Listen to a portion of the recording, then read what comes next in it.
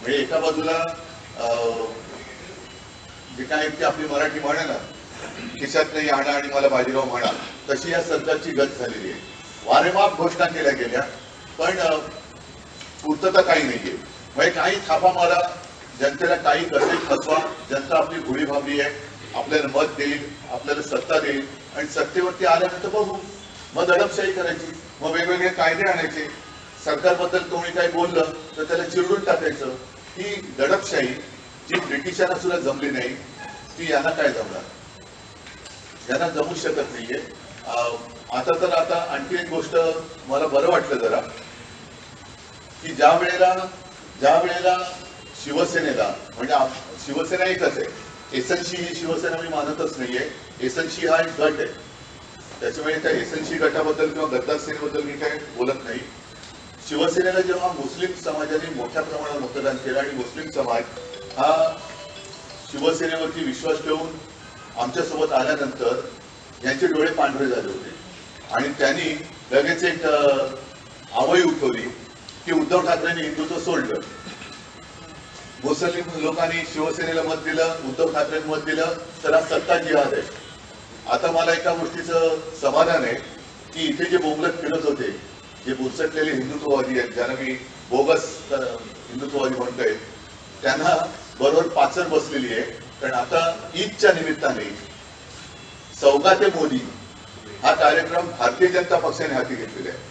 32 का 35 का 36 लाख मुस्लिम कुटुंबियांच्या घरी जवळपास 32,000 कार्यकर्ते हे भारतीय जनता पक्षाचे घरोघरी जाऊन त्यांना सौगाते मोदी हे देणार आहे. हे काही सौगाते मोदी नाहीये, हे सौगाते सत्ता आहे. म्हणजे यांना सत्तेसाठी हे कोणत्याही थराला जाऊ शकतात. त्याचं एक निर्लज्ज उदाहरण आहे. महाराष्ट्राच्या निवडणुकीमध्ये बटेंगे तो कटेंगे हा नारा देणारे आता सौगात म्हणजे भेट द्यायला चाललेले आहे. वर्षभर किंवा आयुष्यभर होळीच्या निमित्ताने मुस्लिम समाजाच्या नावाने शिंगा करायचा आणि निवडणूक आल्यानंतर त्यांना पुरणपोळी द्यायची, असा हा प्रकार आहे. पण याच्यात एक गोष्ट चांगली आहे की आमच्याकडचे जे काय उडाण टप्पू आहेत, ज्याचा उल्लेख अनिल पर्वेंनी आपल्या विधान परिषदच्या भाषणामध्ये केला आहे, ते सुद्धा आता टोपी घालून कशी ती सौगत घेऊन जात आहेत हे मला बघायचंय. एकूणच मी जे 1-2 वेळा बोललेलो आहे की तुम्ही आमच्यावरती हिंदुत्व सोडल्याचा जो आरोप करता, तर तो आरोप करण्यापूर्वी तुम्ही तुमच्या झेंड्यावरचा हिरवा रंग काढा.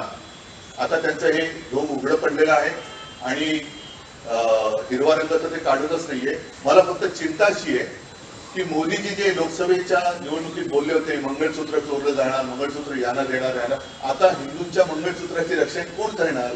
कोणी आहे का हिंदुत्ववादी पक्ष? कोणाचं संरक्षण तुम्ही कोणापासून करणार? आणि हीच भूमिका तुमची कायम राहणार आहे का निवडणुकीपुरती राहणार आहे? जसं महाराष्ट्राच्या जनतेला निवडणुकीच्या पूर्वी विविध आश्वासने दिली, मग ती लाडकी बहीण असेल, शेतकऱ्यांचं वीज बिल माफ असेल, आणखी बऱ्याच शेतकऱ्यांना कर्जमुक्त करू म्हणाले होते, ते थापा मारल्यानंतर त्यांनी सत्ता मिळवली आणि सत्ता मिळवल्यानंतर आम्ही त्या गावचेच नाही. म्हणजे आता मला असं वाटतं की अजित पवारांचं एक भाषण मी ऐकल्यासारखं वाटते की माझ्या कोणत्या भाषणात मी शेतकऱ्यांच्या कर्जमाफीबद्दल बोललो होतो, अशा पद्धतीची वक्तव्य आहेत. तर तसं ही सौगातची काय आहे, सौगात सत्ता ही बिहार आणि या निवडणुकीपुरतीच राहणार आहे का नंतर सुद्धा राहणार आहे, हे सुद्धा भाजपने एकदा जाहीर करावं. आणि मग आता त्यांनी हिंदुत्व सोडलेलं आहे हे अधिकृतपणाने जाहीर करावं.